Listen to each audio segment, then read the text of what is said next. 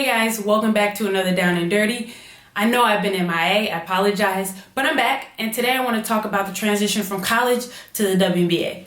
Now, my experience was pretty easy because I came into a team that had just won a WNBA championship, so they really didn't need anything, and I didn't have a lot of responsibility, so I was able to kind of figure things out at my own pace my rookie year, which was great, but not everybody has that experience. And as I was thinking about this topic, I really felt that the transition falls into two categories. Number one, you're in a grown women's league. In college, you're playing against girls. A good team can have a really off day and still beat a team by 30. That's not the case in the WNBA. These women are stronger. Cruz will deliver. Down, hopping between two. And I stand by this notion.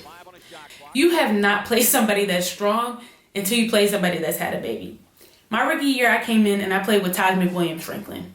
At the time, she was 42 years old. And I kid y'all not, she is the strongest player I have ever played against to this day. And y'all probably laughing right now, but I'm dead serious. You have not played strength until you've played that I've had a baby strength. It's nothing like it. And then the game is faster. 2 points also late. Danielle Robinson, coast to coast. You're going from a 30-second shot clock to a 24-second shot clock. Those 6 seconds are significant. It's a faster pace. You have to think more quickly. It's an adjustment. And then on top of all of that, the players are smarter. Now puts on the gas and gets it into the corner for Lawson. You're playing some of these women that have twice the experience that you do. And to be playing at that level for an extended period of time, you have to be smart. So overall, the game is just different. And then the second category is you're a professional and you have to act like it. In college, they tell you when to practice, when to live, when to eat, what to eat. In the WNBA, it's not like that. You're not going to get babied. So you have to find a lot of self-motivation. If you're feeling winded in the second quarter, you got to find some time to get some extra cardio in. If your shot's not falling, you got to get to the gym and get some shots up and fix it.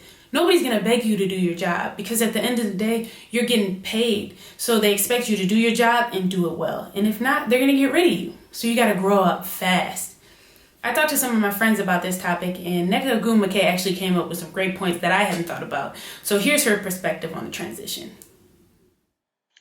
As far as adjusting to being a professional, it was different. You know, there were a lot of things that you usually do as a team that are somewhat required in college that I didn't realize were things that you had to kind of focus on your own as a professional. You know, all the extra work, even lifting. Lifting was something that you incorporated into your daily regimen. I know my first eye-opener was when we traveled on the road, and they gave us per diem, and they said, all right, pregame meal, go find it. And I was just very surprised. You know, I was like, oh my gosh, we're not eating in the hotel together.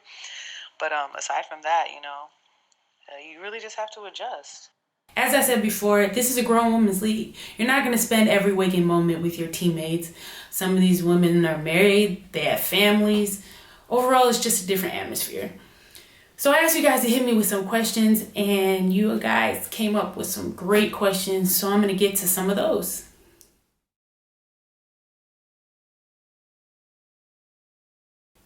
Really, that question just depends on the person. For me, I would have to say strength training.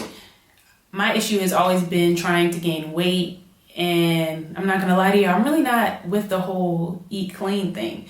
I tried it once a couple years ago and I lost 10 pounds in 7 days. So I just can't do it. I have to keep on weight, and that's always been a struggle for me. So I have to do it by whatever means necessary. So strength training was definitely more important for me.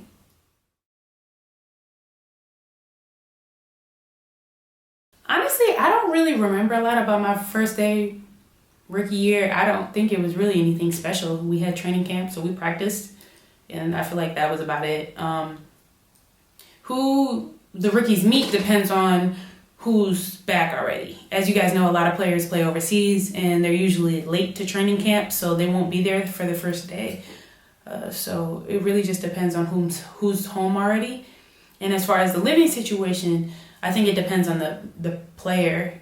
My rookie year, I came in and they put me in the team apartments, and the rest of the rookies were in a hotel. So I think it just depends on the player and what the team decides to do.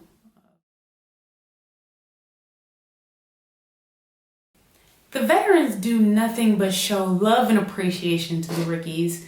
Anything that they decide to do on a road trip is at their own free will. And I am appalled that you all think that we would do such a thing, like force them to wear crazy clothes.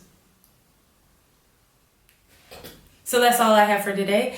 Thanks for watching, and make sure you tune in next time for another Down and Dirty with Devereaux.